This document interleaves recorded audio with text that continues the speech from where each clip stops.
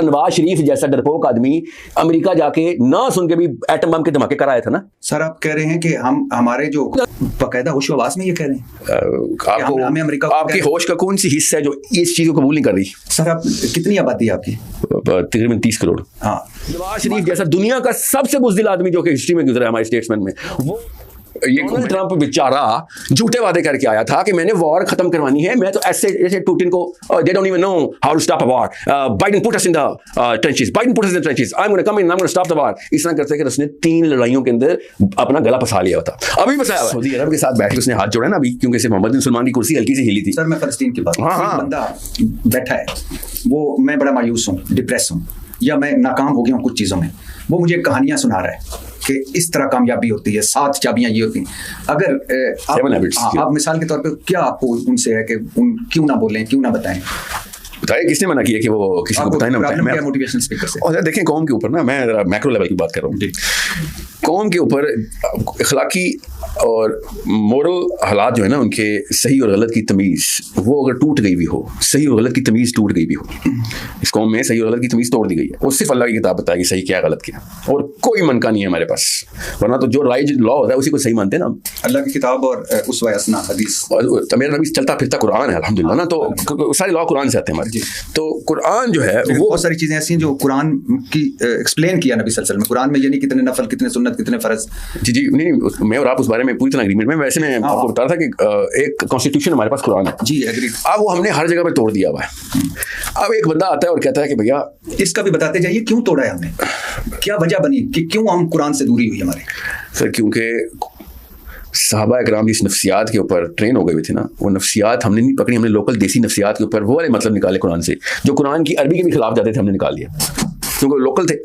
समझ रहे हैं? वो लोकल जो भी लिंगों के हमने तर्जुमे में आपको तर्जुमे बताना शुरू करूं, जो लाखों साल की उम्रें लगाने के बाद भी गलत तर्जुमे कर रहे हैं, वो भी तो लाखों साल लगाते हैं ना। हमें पता चल रहा है यार तुम गलत कर रहे तर्जुमा। सहाबा कराम ने कुछ चीज़ों को खुद तफसीरी बयानात रिकॉर्ड करवा दिए हैं, खुद सहाबा की तफसीर, और आपके तर्जुमे से गलत जा रहे हैं। तो आप उम्र is not the, Ghulam Ahmad Qadiani ने सारी उम्र लगाई थी, उम्र इज नॉट द क्राइटेरिया कि बंदा ठीक है, ठीक है। उम्र का जो खाना है ना, उसको आपने तराजू में नहीं रखना। आपने देखना है कि अल्लाह के नबी सल्लल्लाहु अलैहि वसल्लम की सीरा आपने पढ़ी, जो कि महीने में पढ़ लेंगे आप, 2 महीने में उसकी दुहाई और एक और 2-3 शमाइली किताबें पकड़ेंगे तो आपका एक पर्चिया सेंस डेवलप हो जाएगी कि अल्लाह के नबी सल्लल्लाहु अलैहि वसल्लम ने इस मौके पे ये काम किया है। मेरे लाइफ में भी इतने मौके आए यही वाले, मैं तो इस तरीके से सोचता भी नहीं था। इसलिए वो नफ्सियात की ट्रेनिंग के तौर पे सीधा पढ़े सीरत नबी। कुरान पाक जो है वो तब तक नहीं समझ आ सकता, मेरा दावा है, फतवा नहीं है, जब तक सीरत नबी सल्लल्लाहु अलैहि वसल्लम पूरी तरह पढ़ी ना हो बंदे। क्योंकि एप्लीकेशन ऑफ द कुरान हमारे नबी सल्लल्लाहु अलैहि वसल्लम है। जब आपको एप्लीकेशन पता चलती है तो फिर जैसे आपने प्रैक्टिकल किए हुए हो पहले, तो बाद में जैसे आपने MBA से पहले नौकरी कर ली हो बट सर, तो उसके बाद नौकरी करना आसान हो रहा था क्या? मुझे पहले से पता है असूल, मैंने ये प्रैक्टिस किए में। फिर आप किताबें पढ़ते हैं तो आपको पता होता है यार इसमें कुछ चीज़ें मैं इंप्रूव भी कर सकता हूँ, या फिर इंप्रूव नहीं कर रहा, मुझे पूरी तरीके से समझ आ गया कितनी जरूरी और कितना क्रिटिकल चैप्टर अकाउंटिंग का या फाइनेंस का, क्योंकि मैंने बिजनेस किया है। सीरा पढ़ के ये फायदा होता है कुरान समझने का।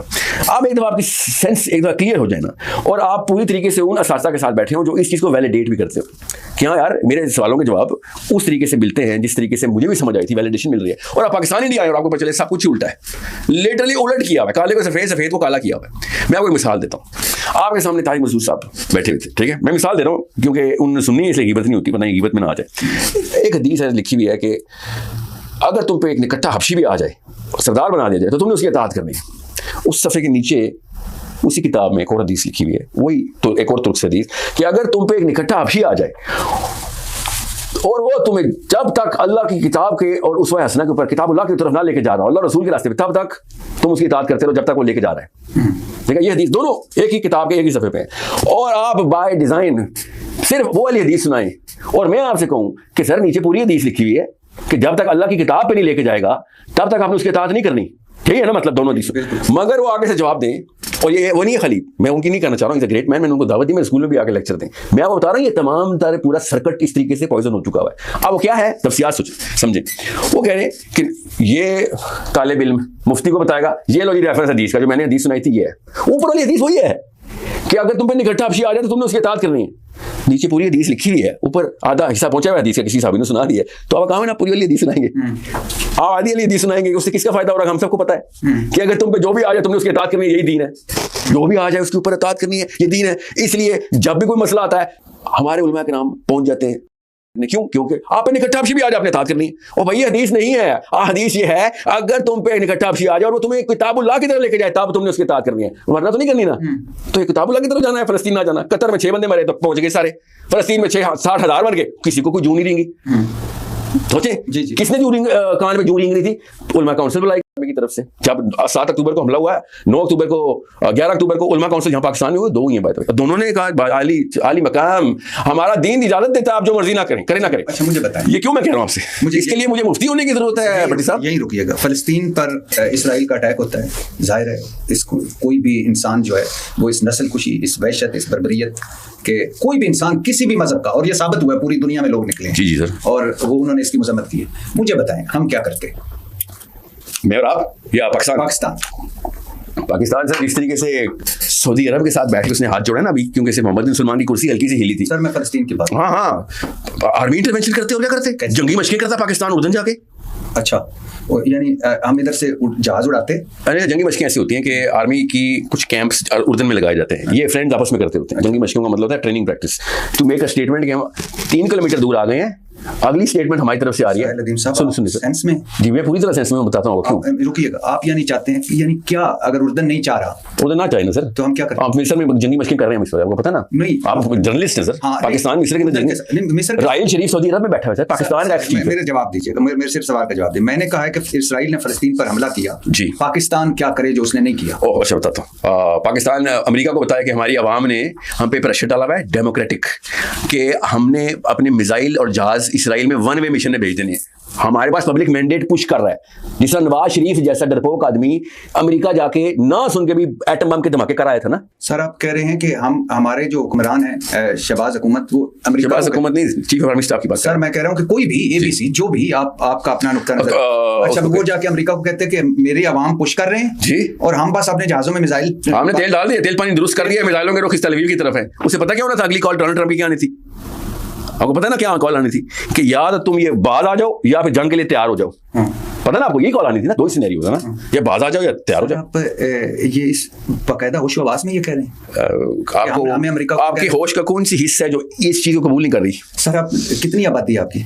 तकरीबन 30 करोड़। हाँ मान लिया, चलो गिनी तो नहीं, लेकिन 25 करोड़ से ज्यादा। जी 25 करोड़ के मुल्क जो एटमी कुव्वत है, जिसका कर्जा 150 अरब डॉलर के करीब है, जो IMF चला रहा है, और जिसके पास जिसका 8,000 अरब सूद है और सूद लेने की कर्जा देना पड़ता है, जिसके सर पे भारत बैठा हुआ है, वो डोनाल्ड ट्रंप को कहता कि मैं तेल पानी जहाज़ पा ले तो मैं जा रहा इसराइल।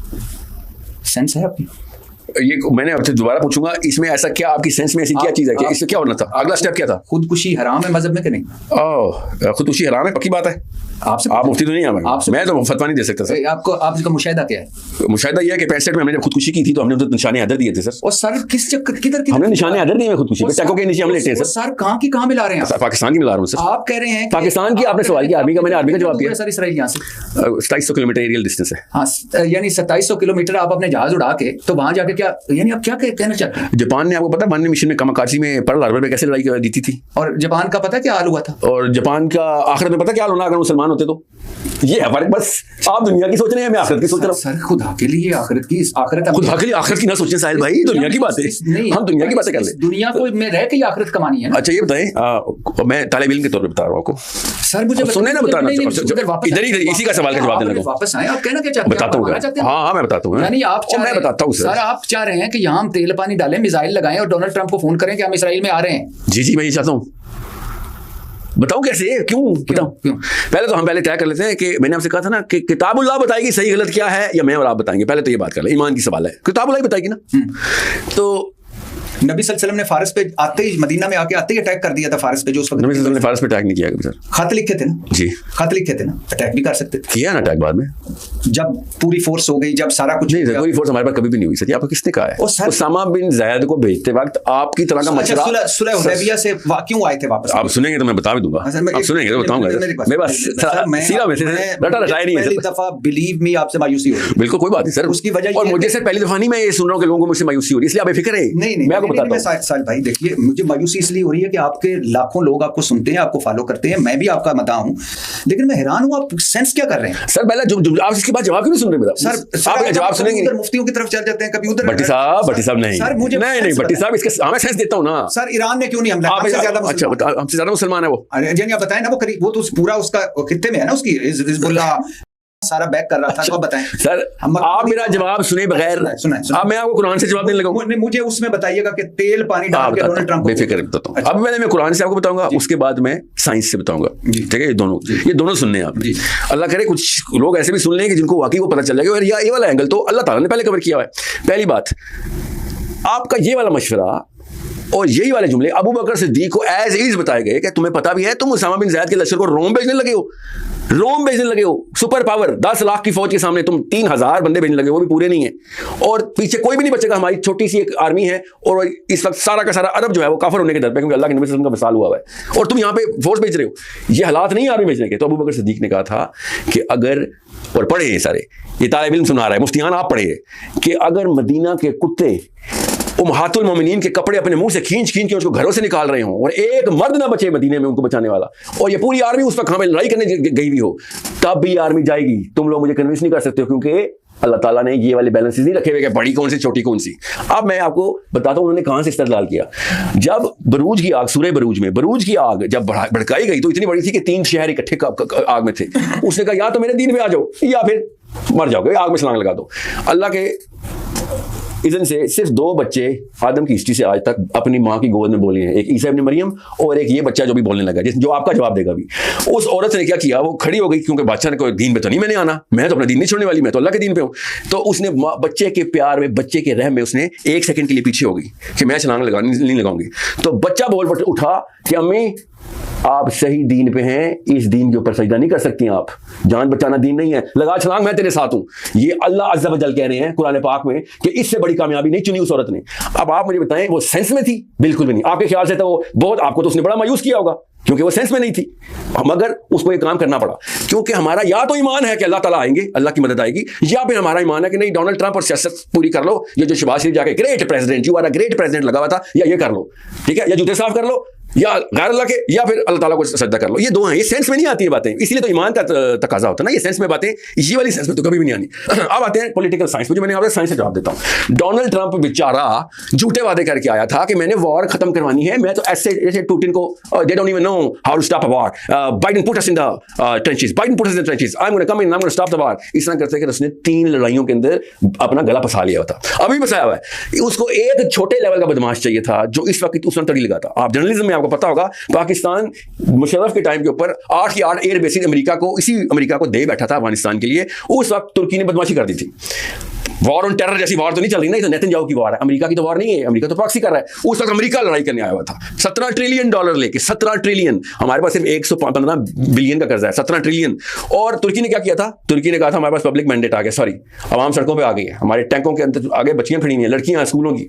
तो डोनाल्ड ट्रंप ने, उस वक्त प्रेसिडेंट ने क्या कहा था कि 2 ही तरीके हैं भाई, या तो इस बंदे को खरीदो या फिर लड़ाई के लिए तैयार हो जाओ। और लोग इस वक्त तुर्की से लड़ाई तो हम अफोर्ड नहीं कर सकते, तो उन्होंने क्या किया, तुर्की को $40 बिलियन पर बेस देने पड़े। अमेरिका ने दिए 40 बिलियन, मल्टीप्लाई बाय 9, उनकी 9 है, हमारी 7 है, हमारी ज्यादा ही है एक्चुअली। ये होता है पब्लिक मैंडेट का फायदा। नवाज शरीफ जैसा दुनिया का सबसे बुज़दिल आदमी जो कि हिस्ट्री में गुजरा है हमारे स्टेट्समैन में, वो जाके पब्लिक मैंडेट में चाकी के धमाके करा के आ गया था। हालांकि अमेरिका ने गले से पकड़ा था इसको कि तुम नहीं करोगे। इस वक्त पूरी नॉन प्रोलिफरेशन ट्रीटी इस वक्त सुने, मैं क्यों बता रहा हूं, आपको ये सब पता है कि अगर नवाज शरीफ चाकी के बम धमाके करा सकता है और हम पर सैंक्शन लगवा सकता है, उस वक्त यही कह रहे थे सारे उस वक्त जर्नलिस्ट कि सर आप होश में ये काम नहीं कर सकते।